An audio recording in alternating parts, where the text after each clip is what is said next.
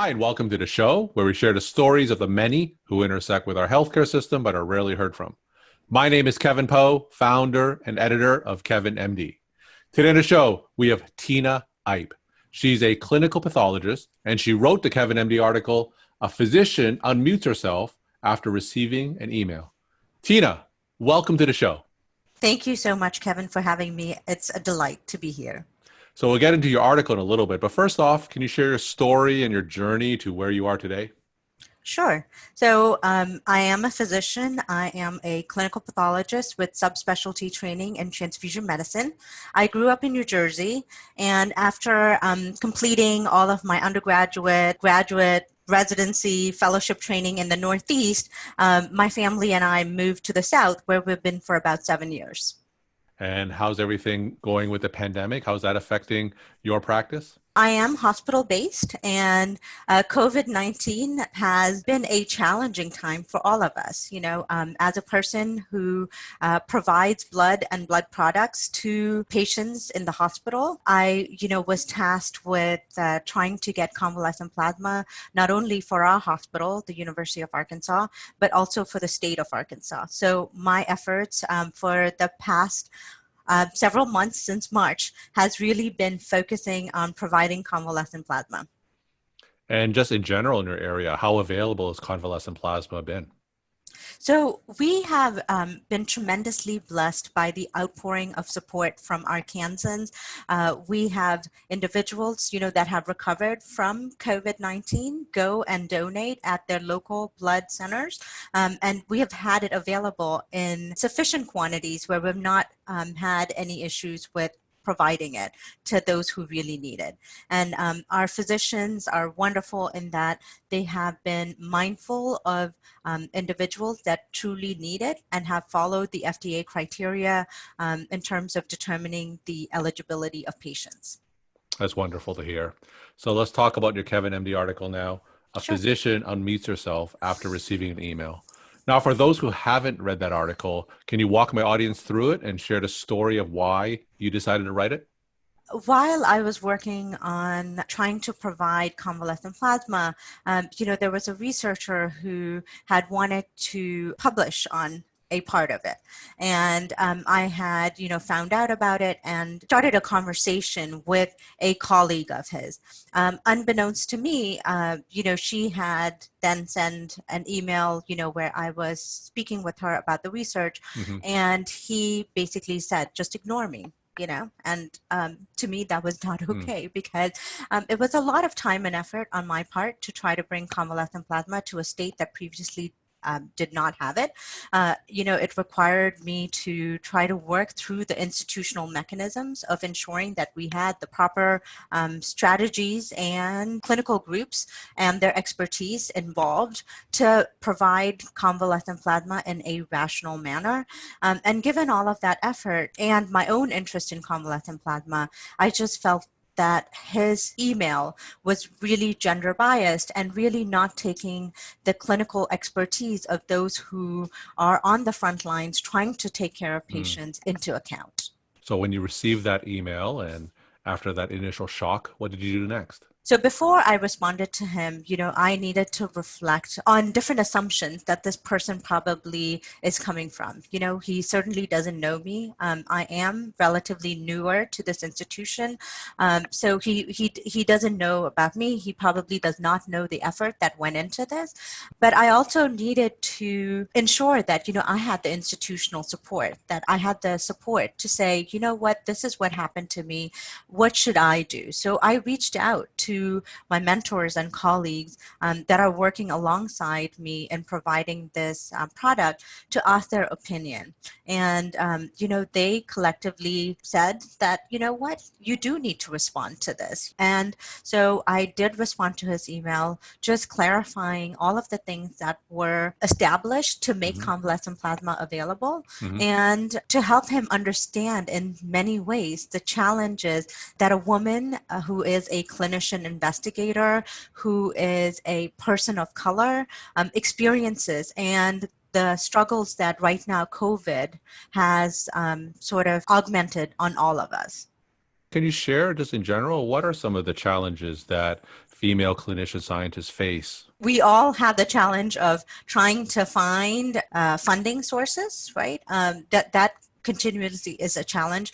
For those of us who, are not MD PhDs, such as I, I am an MD with an interest in research, sort of fell into wanting to incorporate research, especially translational research, into my practice. The challenge is that, I have to carve my time from my clinical work and my personal time to, not only get funding sources for the research that I'm doing, but also find the time to actually do it. I'm a mother of 3 children. And so, a lot of my time it involves, putting my kids to bed after work and then, working from, 8 to 1 o'clock to try to get parts of my research done. There's also, the need for collaborators. I'm constantly, working to search for collaborators from the basic sciences, as well as, other clinicians who have the expertise in, things that I'm not very familiar with, to collaborate with me so that we jointly have a goal and project that we can work on. So you sent this response after conferring with your institution. Now, what happened next? He was very kind, and after he saw the email, he apologized for his behavior, and also, I involved him into my research, and we are working to, further collaborate on other projects. Good. Well, congratulations on that outcome. What I think this showcases is that institutions do need to allow, individuals such as myself to have the support to speak out.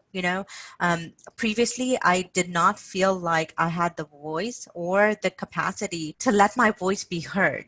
I was scared that, I might potentially lose my job, or, what were the repercussions of not being that model citizen that everyone expects us to be.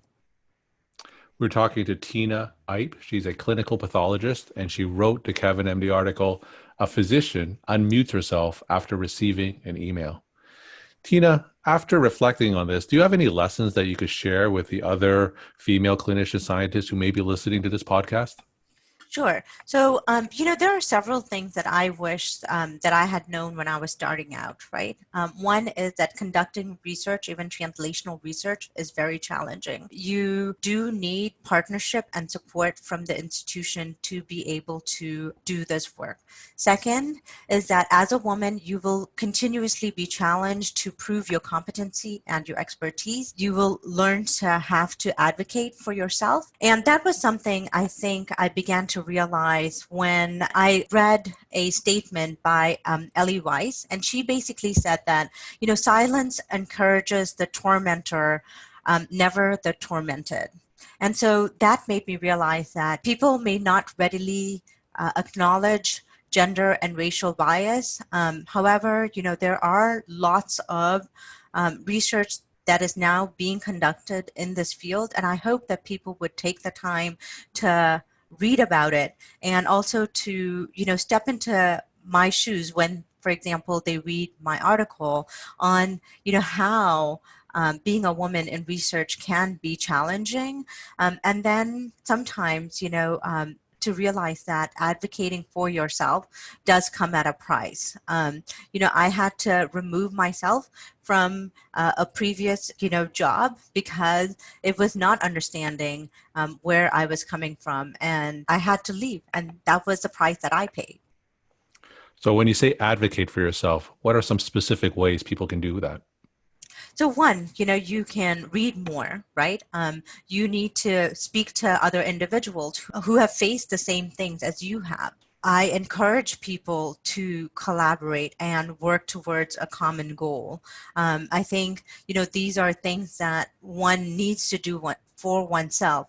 The other thing is that it would be good to get tools, to know how to advocate for oneself. I really did not know the tools that you can do it in such a way that you can get institutional buy-in. So at my current institution, I feel that I have the support of my chair to be able to advocate for myself. She, being a woman herself, understands the challenges of being a person, of being a woman in medicine. And so I think, having collaborators, mentors, sponsors, there's a lot of, you have to reach out to different groups and to be able to, reflect on the experience that you're going through, and to also know how you should appropriately respond to the current challenge that you are facing. The other thing is, that I have created women-specific or my area-specific collaborations where, we, a group of women in my field meet together and we talk about the research that we're all involved in and how we could, based on our specific strengths, push each other to achieve the goals that they want in their own area. So, for example, I love to write. So, I pretty much do all of the writing in the group. I have another person who does all of the data analysis in the group. So, we jointly have created this mechanism to encourage and push each other in our field. And my final question, do you have a take-home message that you want to share with the Kevin MD audience? The disparity of women physicians in clinical research, especially women of color, is a systemic issue. Institutions should really work on addressing this gender disparity by providing support and also speaking specifically on implicit bias. Women don't have sponsors, and so they, need to help. They need to create support systems such that, women can get mentorships or sponsorships. Women do not have sufficient role models. So, the institution really should work on trying to create a system or a pathway that women can get role models. There's also system-wide policies at some institutions that disadvantage women who are trying to engage in research. So, internal reflection by the institution to see how institutional policies can be changed can be very helpful. And then beyond the institution, we really do have to review some social cultural barriers that are preventing women to move beyond the traditional gender roles and achieving the sort of the pay equity and other equities that they deserve. Well, thank you so much for sharing your time and insight. And thanks again for being on the show. You're so welcome.